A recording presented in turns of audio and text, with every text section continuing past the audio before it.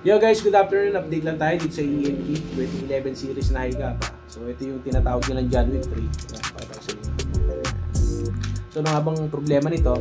So ang ginawa natin dito is nagpalit tayo ng inner barrel at half of rubber kasi ang gusto ng owner is mapaganda yung accuracy, yung range and accuracy ng pistol na to.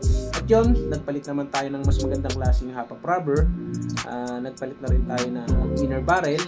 Then ang isa pang request ni owner is yung kumakalog ng outer barrel, which is sabi ko naman normal lang yan kasi once na bumili tayo ng airsoft pistol sa market, lalo brand new, kadalasan yan kumakalog naman talaga yan. So choice na natin kung gusto natin mag-upgrade ng fixed outer barrel na tinatawag. So once na nag-upgrade tayo, obligado tayo palitan to, pero may paraan para mawala yung kalog niya. Napakasimple lang. So, tingnan nyo to. Ito yung video niya kanina. So guys, good morning. So meron tayong modification na gagawin. So konti lang naman. Pakita ko lang sa inyo. Meron tayo dito isang EMG na 2011 series Higapa. So ito yung Taran Tactical na Combat Master, or yung tinatawag nila na John Wick pistol. So ito yung ginamit sa John Wick 3. So ano nga bang gagawin natin dito? Sabi ng owner, gusto niya mawala yung kalog ng barrel. Madaling salita, yun yung problema ng iba na actually hindi naman talaga problema. Ayan. Yung pagkalog ng barrel. So tatanggalin natin yan na hindi tayo nagpapalit ng outer barrel. So yun, simulan natin.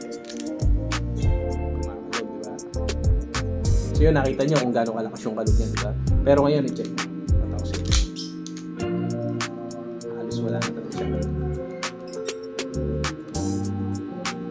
May konting galaw siya, minimal lang talaga, which is normal lang. Diba?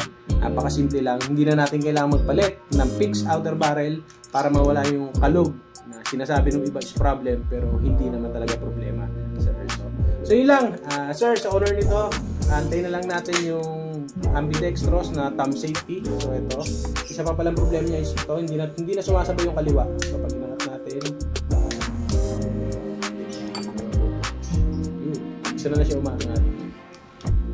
Hindi na siya gumagana. So yun sir, nag-order na rin naman ako ng parts. Wait na lang natin dumating para mapalitan natin yung thumb safety. So yun lang, maraming salamat.